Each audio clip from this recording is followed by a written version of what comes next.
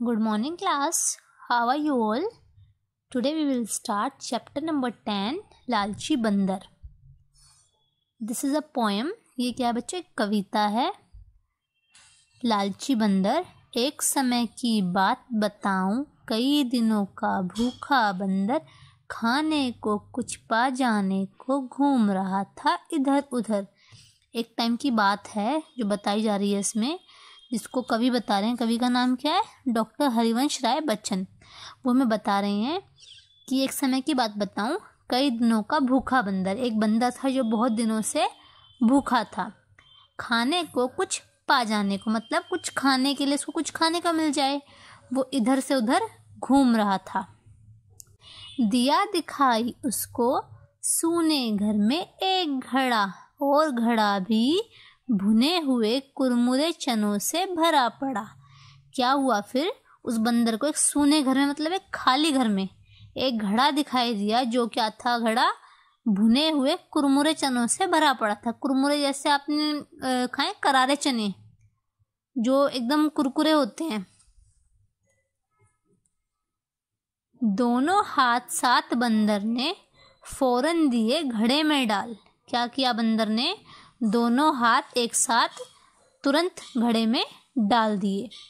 चने भरी मुट्ठियों को वह लेकिन पाया नहीं निकाल. अब बंदर ने क्या बेवकूफ़ी की, उसने दोनों हाथ एक साथ घड़े में डालकर दोनों हाथों में चने भरकर मुट्ठी बंद कर ली. अब इससे क्या हुआ? उसने मुट्ठी तो बंद कर ली, लेकिन वो अब दोनों हाथों को बाहर नहीं निकाल पाए. जैसे आप इस पिक्चर में देख रहे हैं ना, उसने दोनों हाथ एक साथ इसमें डाल दी घड़े में, लेकिन दोनों हाथ क्या हुआ? इसके घड़े के अंदर फंस गए. घड़ा बहुत छोटे मुंह का था, हाथ निकलना पाते थे, और लालची बंदर मल से चने न छोड़े जाते थे. घड़े का मुंह क्या था? बहुत छोटा था. और क्या था उसके अंदर? उसने दोनों हाथ एक साथ डाल दिए, तो उसके हाथ बाहर नहीं निकल पा रहे थे. और बंदर इतना लालची था, उसने यह नहीं सोचा कि वो अपने हाथ निकाल ले और चनों को वहीं छोड़ दे. उसने चने भी नहीं छोड़े, उसके हाथ क्या हुआ? उसके अंदर फंस गए.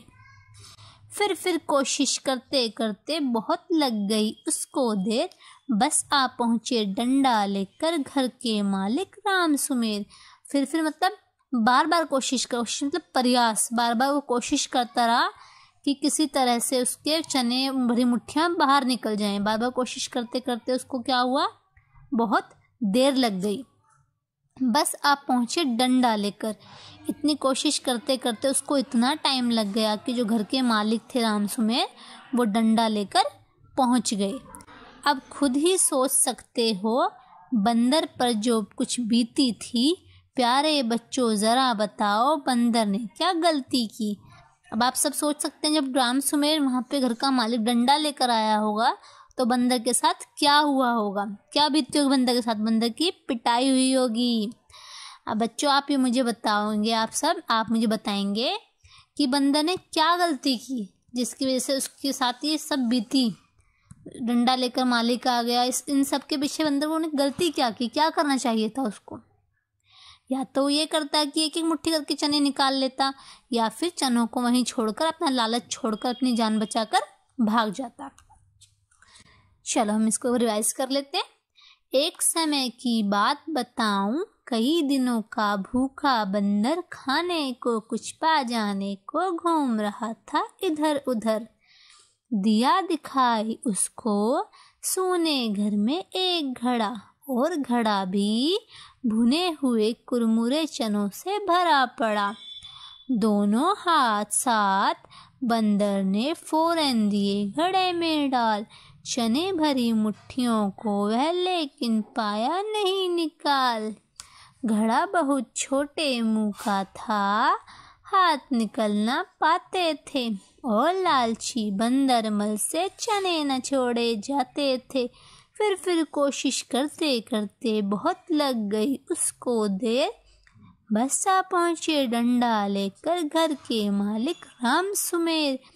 अब खुद ही सोच सकते हो बंदर पर जो कुछ बीती थी. प्यारे बच्चों ज़रा बताओ बंदर ने क्या गलती की. आपको इस पोएम को याद करना है और अपनी एक प्यारी सी वीडियो बनाकर सेंड करनी है, जिसमें आप ये पोएम खुद विद एक्शंस मैम को सुनाएंगे। ओके बच्चों, बहुत प्यारी पोएम है। आप जब इसको लर्न कर लेंगे, आप इसको बार बार बोलेंगे एक्शन, तो आपको बहुत मज़ा आएगा। ओके।